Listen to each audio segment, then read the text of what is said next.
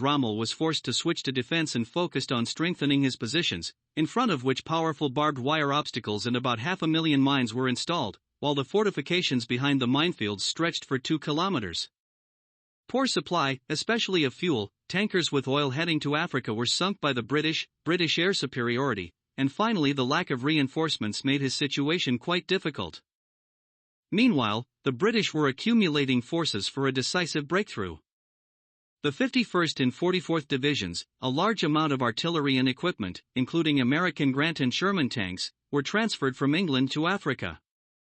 By the end of October, the 8th Army had been increased to 7 infantry and 3 armored divisions, along with 7 independent tank brigades, totaling 220,000 men with 1,100 tanks against 12 German-Italian divisions, for German and 8 Italian, numbering 115,000 men with 600 tanks.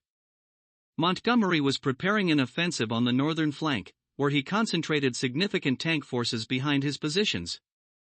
At the same time, a large-scale operation to confuse the enemy, named Bertram, was organized. Back in September, large depots made up of empty boxes and crates were created in the northern sector under camouflage nets.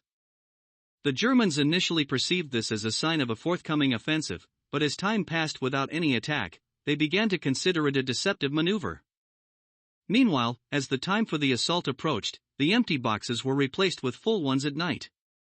In the south, a false oil pipeline began to be constructed, creating a dual effect by deceiving the enemy regarding both the location and timing of the anticipated offensive. The Germans believed that the English would not launch an attack until the construction was complete.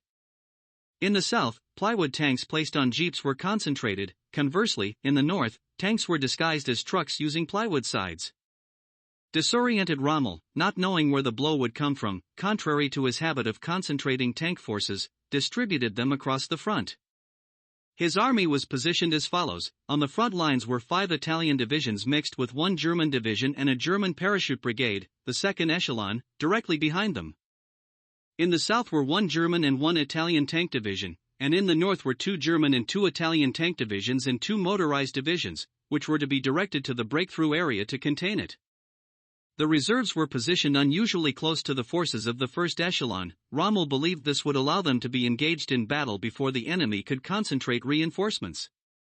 However, Rommel was ill and left for medical leave on September 23, handing over command to General George Stumm, who had been recalled from the Eastern Front. Before this, he sent Hitler a comprehensive report in which he pointed out the necessity to advance as actively as possible in southern Russia and to reach the Caucasus and Iran, see Battle for the Caucasus, in order for the British to divert part of their forces there and allow the African Corps to resume its offensive.